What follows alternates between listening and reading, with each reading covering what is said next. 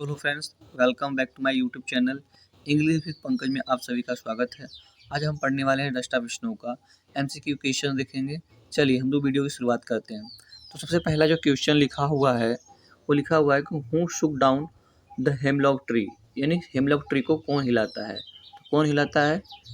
Option number A, crow, यानी hemlock tree को जो कौवा होता है वही हिलाता है। इसके बाद लिखा है question number 2, what fell on the poet, what fell on the poet, यानी पोएट के ऊपर क्या गिरता है। तो option number B, dust of snow, यानी बर्फ के कण गिरते हैं। In what mood was the poet earlier, in what mood, जो पोएट था उसका प्रारंभ में मूड कैसा था। उसका प्रारंभ में जो मूड था वो सैड था, यानी वो पोएट दुखी था।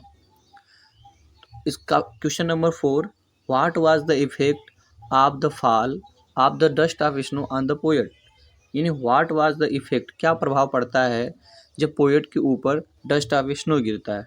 तो option number A, change his mood, उसकी मनोदशा क्या होती है, बदल जाती है। Question number 5, what was saved for the poet, यानी जो पोएट होता है उसका क्या सेव, उसका क्या बच जाता है, उसके लिए क्या बचता है। तो इसका ऑप्शन नंबर है D, some part of the day, यानी यहाँ पे डे जो है कट गया है तो ऑप्शन नंबर आपका डी हो जाएगा। Some part of the day, यानी दिन का कुछ भाग क्या होता है उसका सेव, यानी बच जाता है। कब? जब उसके ऊपर डस्ट ऑफ स्नो गिरता है। किसके द्वारा? उस कौवे के द्वारा। किस पेड़ से? हेमलॉक ट्री के। चलिए क्वेश्चन नंबर 6, क्वेश्चन नंबर 6 लिखा है द पोएट सेज, जो पोएट वो कहता है ऑफ द डे, यानी दिन का। आई हैड ड्यूड, मैं दुखी था। What is the meaning of the rude, जो र्यूड वर्ड लिखा है इसकी मीनिंग बतानी है कि यहाँ पे जैसे र्यूड का मतलब क्या होता है, दुखी, तो उसी प्रकार से इसमें र्यूड का मतलब आपको बताना है। तो कॉनक्योर, कॉनक्योर का मतलब भी क्या होता है, दुखी। तो ऑप्शन नंबर डी कर लेंगे इसका।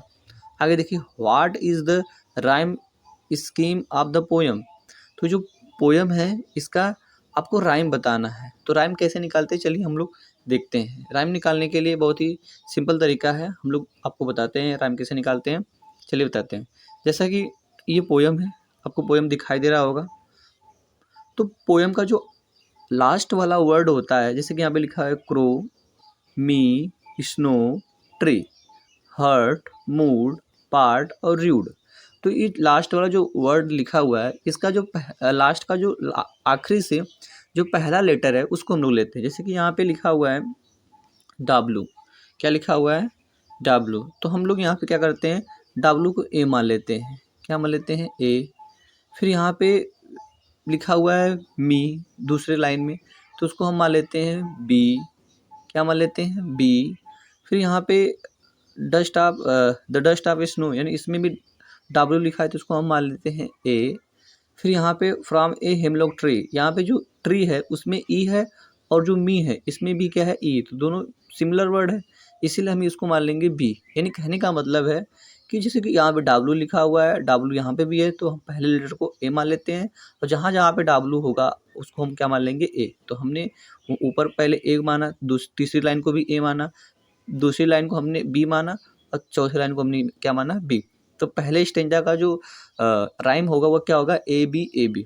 उसी प्रकार से हम नीचे आ जाते हैं। अब हमने ए बी मान लिया, अगर सेम वर्ड यहाँ पे सेम लेटर्स अगर यहाँ पे मिलते हैं तो हम उसको भी ए बी करके मान सकते हैं। लेकिन यहाँ पे जो लेटर है वो चेंज है। जैसे कि यहाँ पे लिखा हुआ है हर्ट, हर्ट में क्या आ रहा है, टी, तो हमने ए और बी मान लिया, तो हम लोग मानेंगे इसको सी। क्या मानेंगे, सी। इसको सी मान लिया। उसी प्रकार से नीचे आ जाइए, तो नीचे लिखा है डी, तो अब डी ऊपर न, ऊपर भी नहीं है और नीचे ऊपर भी नहीं है चारों लाइन में, इसके बाद जो पांचवी लाइन उसमें भी नहीं है, इसलिए इसको हम मान लेंगे डी।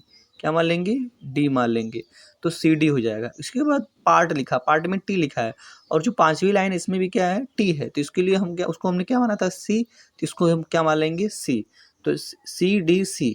इसके बाद जो आखिरी लाइन है उसमें लिखा है र्यूड, र्यूड डी वर्ड आ रहा है, तो डी किस में है, ये छठवीं लाइन में डी है, तो इसको हमने क्या माना है, डी, इसीलिए हम इसको मान लेंगे डी। तो आपका जो राइम है वो बन गया ए बी सी डी। अगर यह कोई किसी ऑप्शन में है तो ये आपका सही हो जाएगा। चलिए हम लोग देखते हैं कौन सा ऑप्शन सही है। तो इसमें ऑप्शन नंबर लिखा हुआ है, ऑप्शन नंबर है आपका बी, ऑप्शन नंबर बी। तो इसका जो राइम होगा वो क्या होगा, A B C D C D. चलिए ये होगा आपका सातवां का क्वेश्चन, सातवां का आंसर। इसके बाद हम लोग आठवां देखते हैं। 8वां लिखा है name of the poetic device use in the line and save some part. तो यहाँ पे जो लाइन लिखा है एंड सेव सम पार्ट यानी दिन का कुछ भाग बच जाता है, तो इसमें बताना है कौन सा डिवाइस, यानी डिवाइस का मतलब यहाँ पे फिगर ऑफ स्पीच यानी अलंकार पूछ रहा है, तो कौन सा अलंकार होगा। तो यहाँ पे जो अलंकार होगा वो होगा एलिटरेशन। एलिटरेशन का मतलब होता है अनुप्रास अलंकार, जैसे हिंदी में हम लोग अलंकार पढ़ते हैं उसी प्रकार से इंग्लिश में भी क्या होते हैं, अलंकार होते हैं। तो एंड सेव सम पार्ट का मतलब क्या होता है, यानी दिन का कुछ भाग बचा लेता है। अनुप्रास अलंकार में क्या होता है, एक ही वर्ड की आवृत्ति अगर एक या दो बार होती है या दो बार से अधिक होती है तो उसको बोलते हैं अनुप्रास अलंकार। जैसे यहाँ पे यस और यस की आवृत्ति दो बार हो रही है, इसीलिए इसको हम लोग क्या मानेंगे, एलिटरेशन अलंकार यानी फिगर ऑफ स्पीच कहेंगे। तो आपसे ऑप्शन नंबर क्या हो जाएगा, ए। चलिए नेक्स्ट देखते हैं। नेक्स्ट क्या लिखा है, what does dust of snow represent. तो यहाँ पे जो डस्ट ऑफ स्नो है वो क्या रिप्रेजेंट करता है, तो वो हीलिंग पावर ऑफ नेचर, यानी ऑप्शन नंबर क्या हो जाएगा, ए। इसके बाद next the crow and hemlock tree symbolise. यहाँ पे एक बात याद रखिएगा, इस पोएम में जो क्रो और हेमलॉक ट्री है ये दोनों सैड यानी दुख का, सैडनेस का यानी दुख का क्या है, प्रतीक माना गया है। तो यहाँ पे ऑप्शन नंबर सैड नहीं लिखा हुआ है, यहाँ पे सारो लिखा है, तो ऑप्शन नंबर क्या कर लेंगे, ए। तो सारो, तो कौवा और जो हेमलॉक ट्री था यानी धतूरे का जो वृक्ष, ये दोनों सारो यानी दुख का प्रतीक। तो ये आपका रहा वीडियो। अगर वीडियो अच्छा लगा हो तो वीडियो को लाइक शेयर सब्सक्राइब जरूर करिएगा। धन्यवाद।